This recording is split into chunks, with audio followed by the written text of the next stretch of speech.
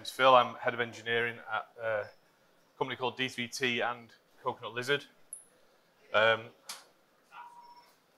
So today, what I want to talk about really is gameplay programming. That's what I want to focus on. And I've decided to focus my talk based on a number of stories and some history because of my time in the games industry. So the stories will be around about where I work, will be about gameplay programming, obviously, the complexities that are involved, and hopefully some insight and some information and some tips about how to get into the games industry, about how I got into the games industry, how you can, and how you could become a gameplay programmer. So let's start the presentation. So first story I'd like to tell is a story about D3T, where I work. This is my office where I work. D3T is a co-development studio. It was founded in 2011. It currently now has 170 plus staff and are still growing. And you might think to yourself, what is co-development? Well, co-development is based around the fact that we outsource development staff to AAA game companies. So within D3T, there are the engineering department, which I head. It's around about 91 programmers now. There's an art department, there's animation, there is production, there's QA, there's design, everything that you would see in a games development studio, but we have no IP. We do not make our own games. What we do is we help others make their games. So companies like EA or Rockstar, or Playground Games or Ubisoft or IDOS will come to us and say, we've got a game, we need this many staff of this type, and we start the game. And that can be during the game production, it can be right at the very start in pre-production, or it can be near the end. We have expertise in all areas of game development, so that's what we do. We're also an award-winning game developer, so we have won GamesIndustry.biz Best Places to Work 5 times, and at the Developer Awards, we won the Best Creative Provider 2022 this year.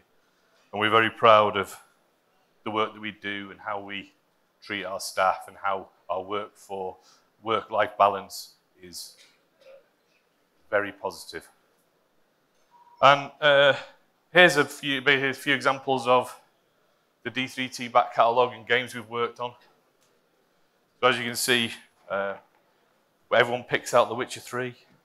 We've also worked on Mafia 2, The Room, Shenmue, Assetto Corsa. And one of the things that really excites the development staff, and particularly from my point of view, the programmers in D3T, is the variety of the games that we work on. As you can see, there isn't just racing games there. There isn't just first-person shooters or third-person adventure games. There is puzzle games like The Room.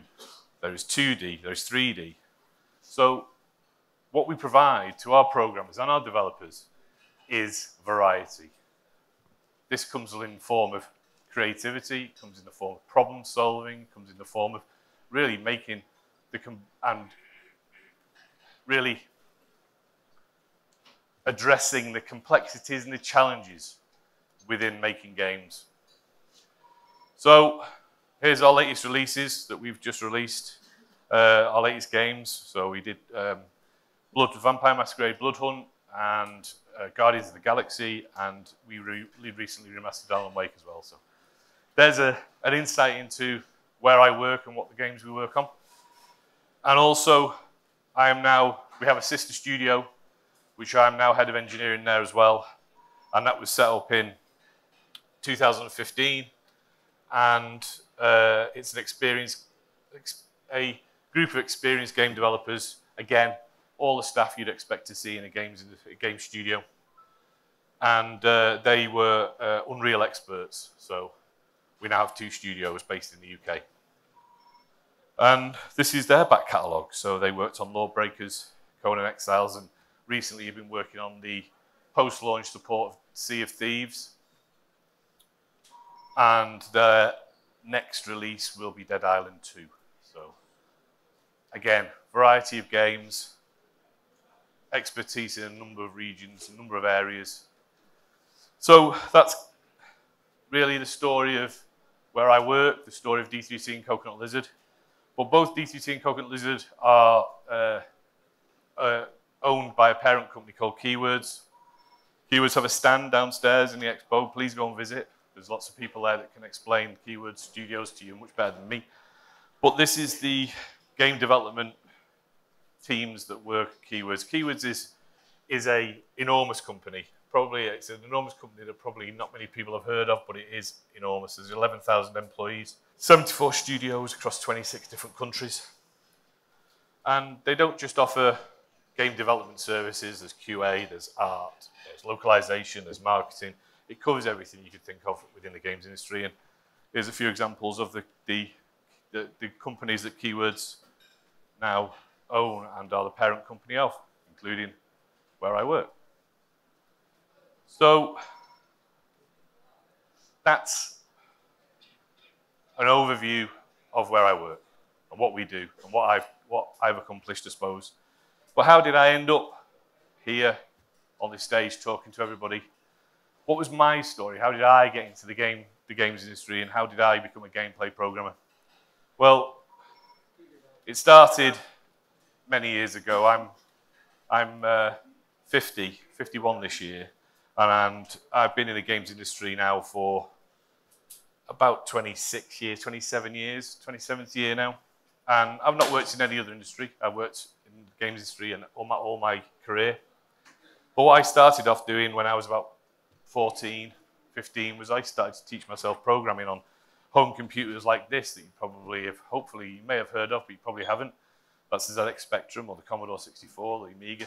I started to play games and then started to think to myself, how are these made?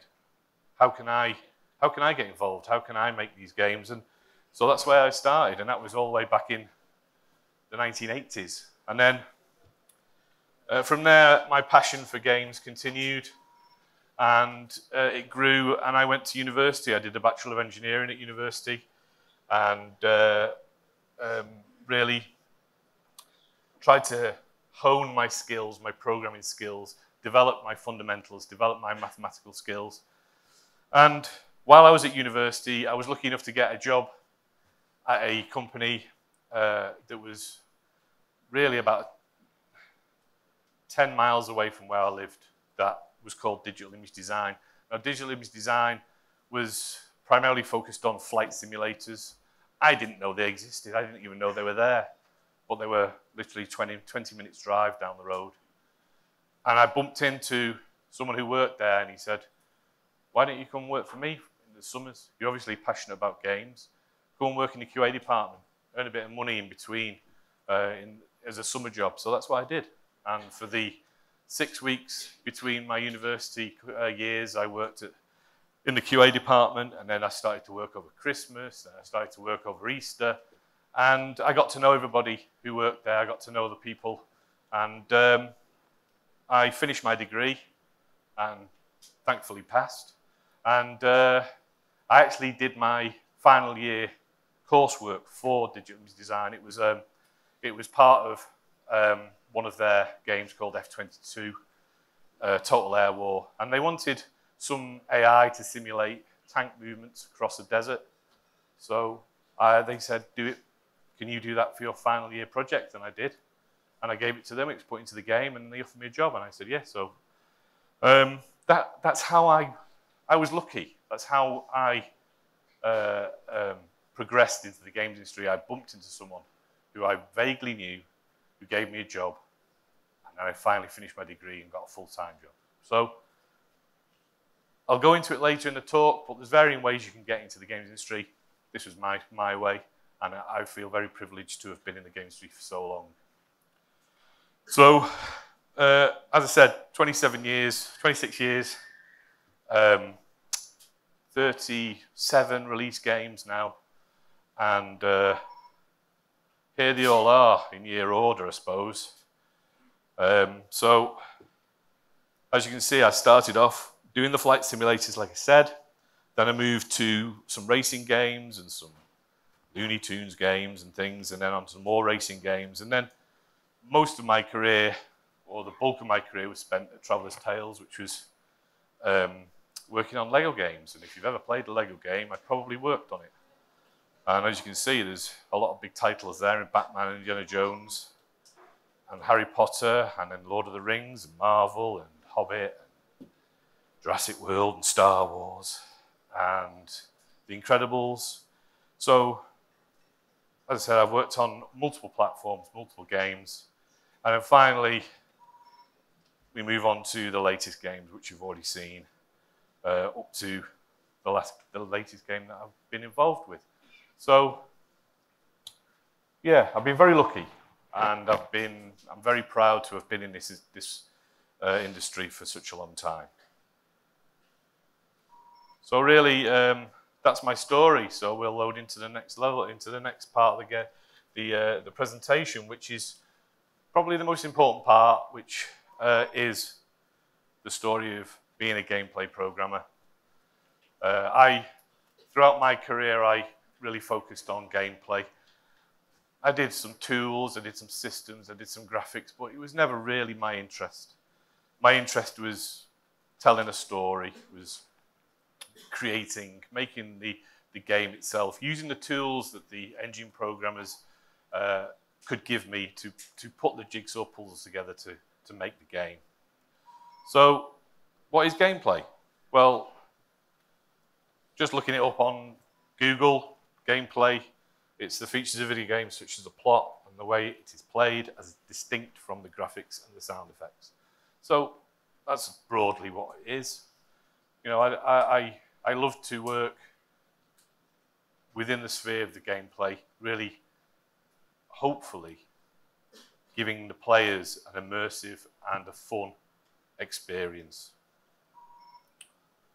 So, just to really emphasize where a gameplay programmer sits in the development of a game, I'll show you a typical game engine. This is, you know, all game engines are different, let's face it, but this is just a typical broad one that I put together for this presentation just to give people some example. So, first of all, there's the base layer of a game engine. This is the foundations of any game engine, and this will have no dependencies to any other part of the game, or should have no dependencies to any part of the engine. And this is where, you know, your mass libraries, your STL, allocators, engine config, this is where that sits. And then the next layer is the game engine layer. Now this is where, you know, this is where the graphics, the rendering is you've got platform support, physics, collision, memory management, some shaders, material, multi-threading, serialization. That's where this sits.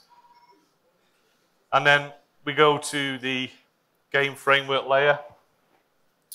Well, the game framework layer is where the scene graph, where animation resource, where resource management, tools, this is where that sits. The editors, things like that. And then we go on to the game mechanics layer, which this is now getting close to where gameplay programmers sit. This is where you know, the player mechanics, the camera, sound effects, the AI, this is where this sits, and all the tools that we need. And then finally, the gameplay layer, and this is where I lived, this is where I worked, this is where I did most of my work. And what the gameplay layer does is it takes all the tools from the layers below and puts the game together. So, using those tools, you know, we can define data, we can have character behaviors, we can have set piece animations, we can have AI. All of those tools fall under the gameplay programmer's remit. So, who, what, where, what programmer considerations do we have to take? So in the base layer, we've got low-level programmers, obviously. That's, you know, hardcore mathematics. Game engine layer, now we're going to physics, rendering, low-level programmers again. Then in the gameplay, you've got the tools and systems, technical designers, technical artists. This is where they sit now.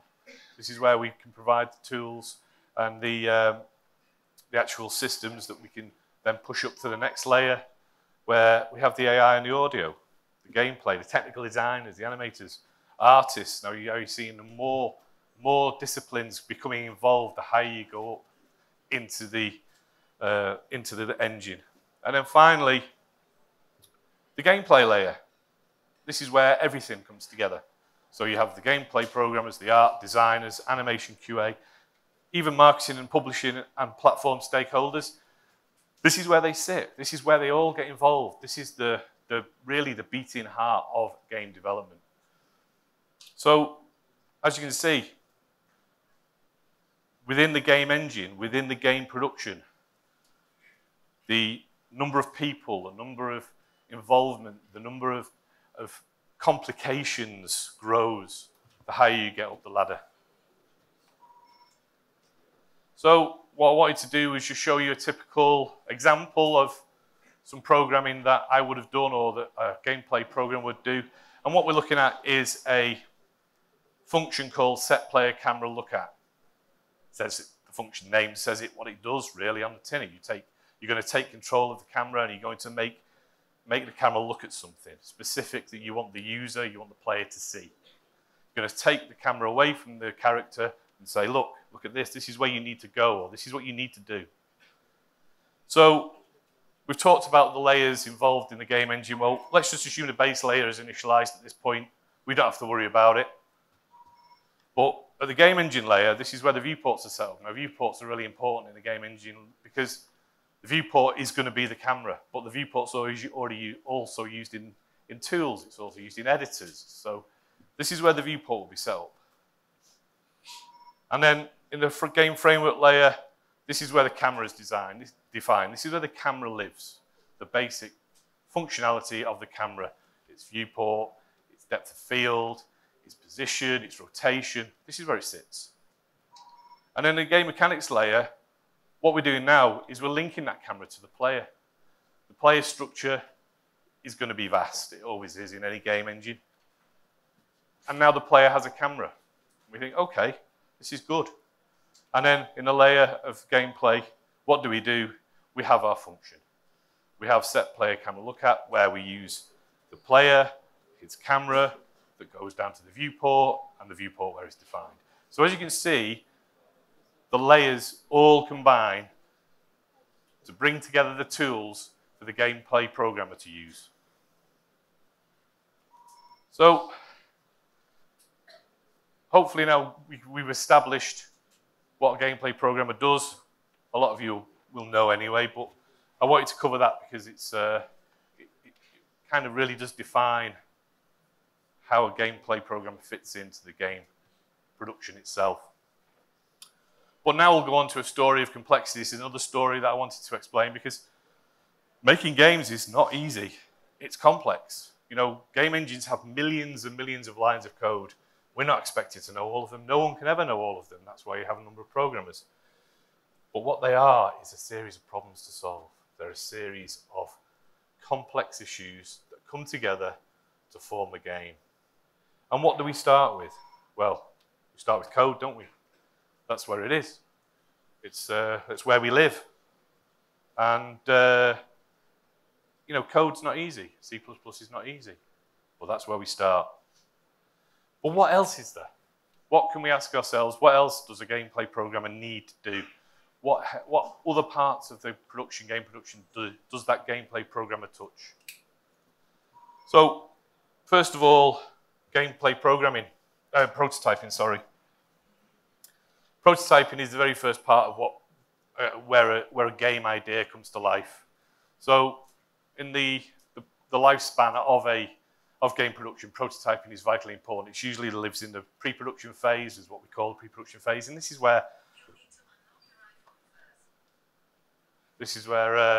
we have the proof of concept. This is where we head towards a vertical slice, is what we call it.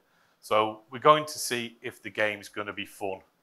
We're going to make a decision at some point that this game is going to work.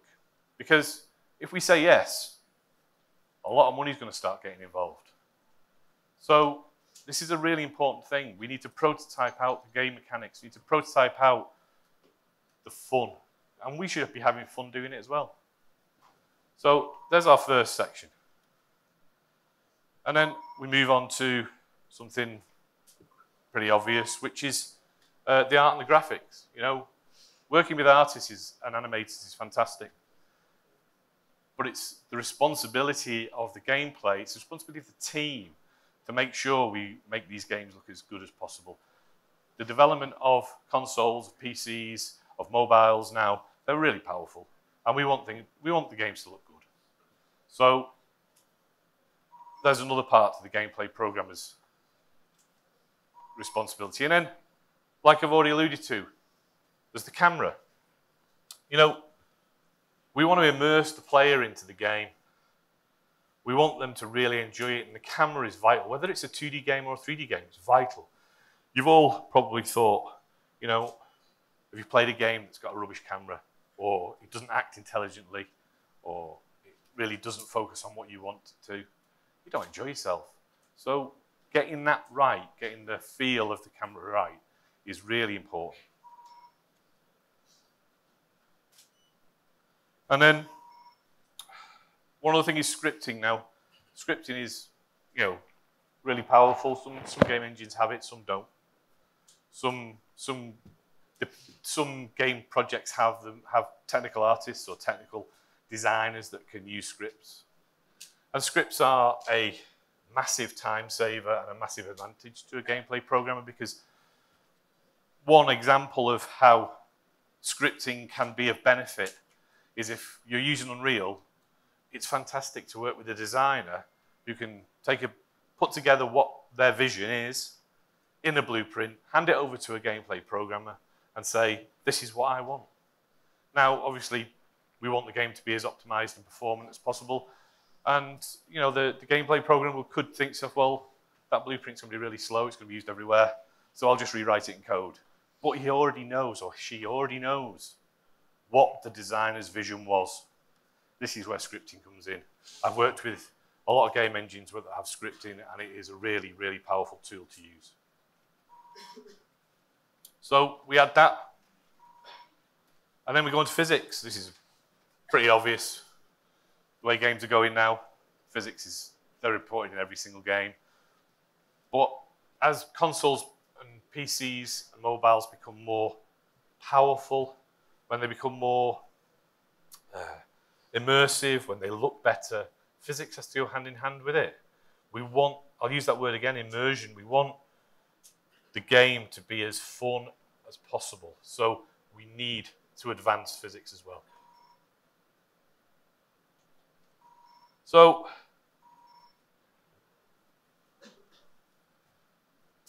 what I'd like to do is pause just for a second, because I'd like to give you a bit of a case study, and this is parts of things I could remember and something for you to kind of understand and be hopefully appreciate. So this was a game I worked on in 2006. It's called Juiced Eliminate. It was a racing game. It was on the Sony PSP, and hopefully this video will work.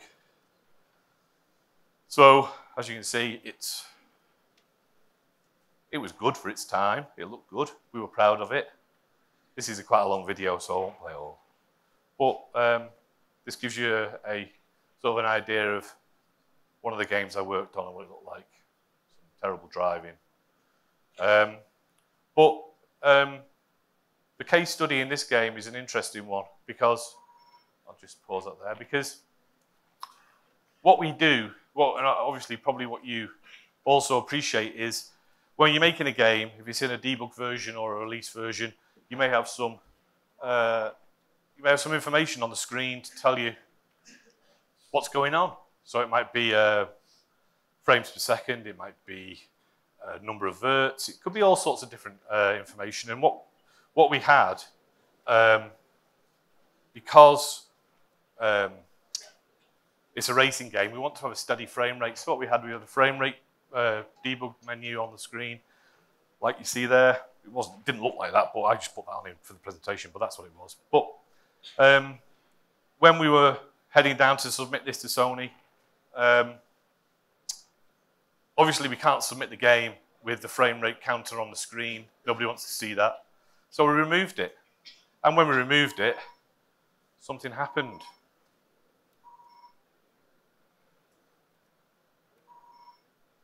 All the physics failed. All the cars bounced on the track. They flew in the air. They shot across the world for 1 million miles an hour. Complete failure. And I looked at my team and I thought, we've got to submit this game in 2 days. Why is the physics failing when we're not rendering the frames per second counter? So we spent about 24 hours trying to solve it, couldn't find it, couldn't understand why the physics was failing. So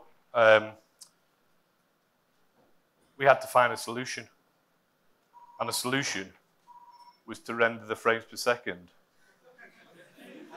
off screen and then submit it to Sony.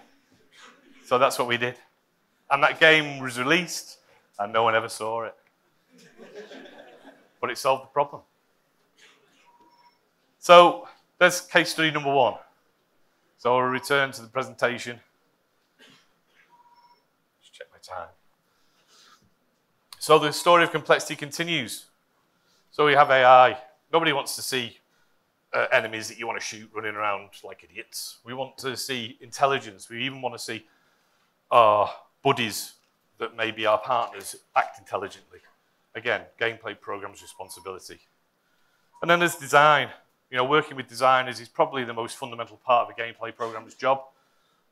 We really, really want them to make that game as good and recreate their vision. So working with designers, as well as working with the artists and the team, vitally important. Animations. Well, we all need animations. We want the character to run around. We want him to press the button. We want him to swing across the ravine. We want them to do all sorts of things. And again, game players programming responsibility. And then controls. Controls is really important. You know, especially now when you look at the latest consoles that are coming out with the haptic feedback and the audio on the controllers. You know, it's really important. So, again, gameplay programmers remit, whether that be a keyboard and mouse or a controller. Pause the presentation again, because I have another case study. The second case study is my claim to fame on YouTube. So I worked on a game called Lego Indiana Jones on the Nintendo DS, and that came out in June 2008. And look what happens. We have an infinite death loop of poor Indiana Jones dying when he tries to get out of his boat. And this is the story of this bug. So obviously QA find the bug. Phil thinks he's fixed the bug. QA try and fix it. No. So QA find the bug again. Phil thinks he's fixed it. Is it fixed? No. So QA find the bug again. Phil thinks he's fixed it. QA test it. No. And finally, as you can tell the way this is going, so QA think they've fixed it, yes, goes into the final release or does it, and then that appears on YouTube. So I hadn't fixed it. It still does the same thing. And here's some of the comments on YouTube that I picked out. In the first level, first stage, my son got in the boat, something happened for that reason. He kept dying repeatedly. The only thing we can do is reset the game. That happened to me too. That happened to me like 3 times. I hate it when this happens. That also happened to me. And my favourite comment, ugh. So that's my claim to fame. So we'll just return to the presentation. I'm a bit aware of the time. Am I yeah. So we'll just return to the presentation again, and we'll just finish off and try and appreciate how how complex a gameplay programmer's job is. So now we're looking at audio. Well, I've worked on games where audio has been forgotten about. It's been like last minute. It's like, oh shit, what about the audio? Well, not anymore. It's part of my job now is to make sure we put this front and center because audio is vital in a game, especially now with the latest consoles and the latest PCs. And VFX, I'll link back to that word again, immersion. We want things to explode. We want things to be on fire. We want our superhero to do something. Again, part of the gameplay programmer's remit. And bug fixing, we're coming to the end of the phase of a game now. A gameplay programmer switches from being a creator to being a fixer. We don't create, we don't add any more to the game anymore. What we do is we fix what we've got. And then play testing and user feedback. That can be done at any time on a game, but that user feedback and that play testing is really important, again, to make sure the game's fun. And then, nearly at the end, TRCs and submission. You know, Sony, Microsoft, and Nintendo all have different submission requirements. We have to know them all, and we have to abide by them all. And they're all very complicated, and sometimes a bit of a pain, but we have to do it. And then finally, after the game's shipped, depends on the game, but do we have DLC? Do we have post-launch support? Is it episodic content? Is it a patch? Is it an update? Again, we have to do that. So, as you can see, gameplay programmer does a lot of things, but it all comes back to the code, the millions and millions of lines of code. So, are we missing something? Are we missing something that a gameplay programmer does that we haven't discussed? Well, yeah, there's teamwork, there's creativity, there's passion, there's interacting with so many different departments, there's hard work and there's pride in our work. These are all the soft skills. We've been through the technical, there's the soft skills as well. So, coming to the end of the presentation now, I just want to give you an example of how, and some tips for anybody really, of how you can get into the games industry, how you can be a gameplay programmer. And it's a story. It's a story of pathways, because there's a number of pathways. How can we navigate and get to where we want to be and get to the games we want to create? So there's a number of ways. You know, you can do an internship. I have many interns in my team.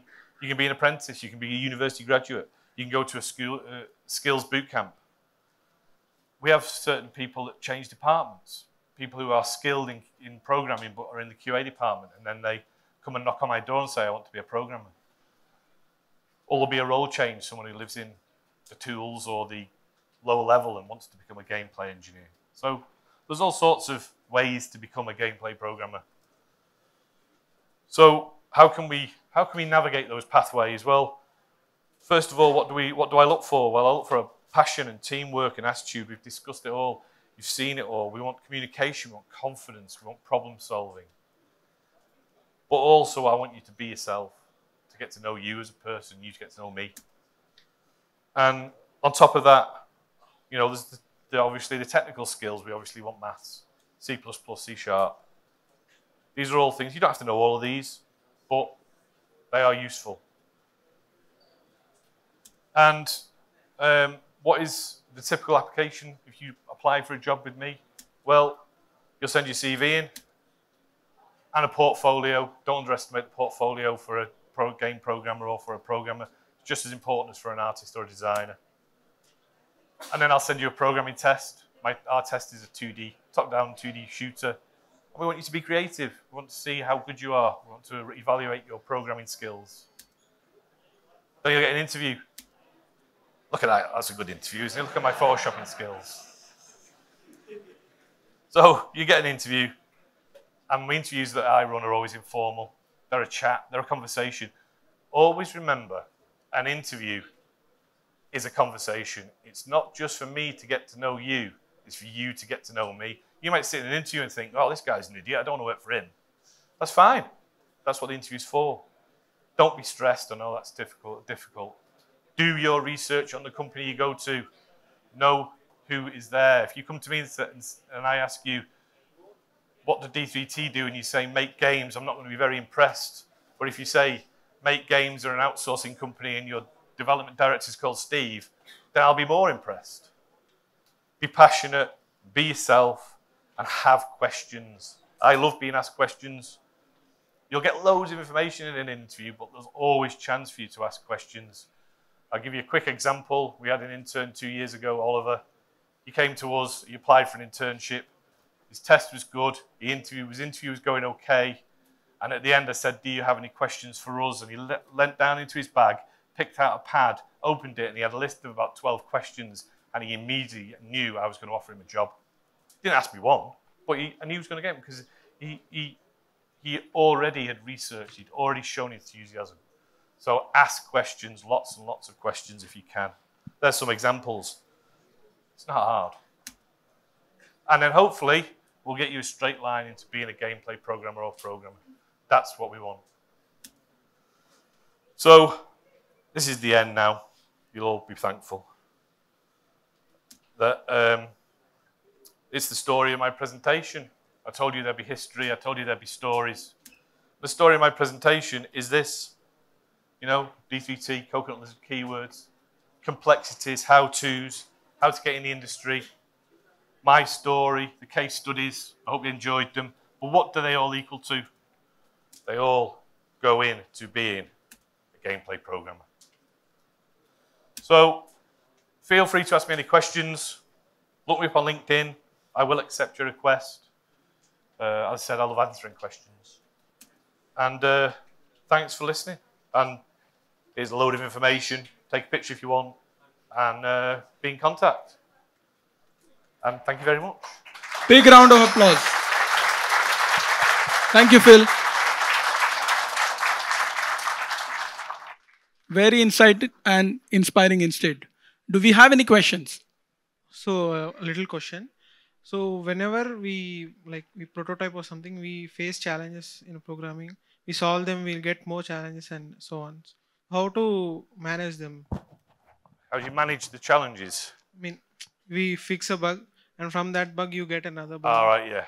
Well, it then goes on, right? We use a software called Jira, which is basically, obviously we have the production staff to manage the bugs that come in, but we use Jira, which is basically a tracking software. So the bug goes in, it's set to open, we fix it, we set it to fixed, it goes back to QA fix it.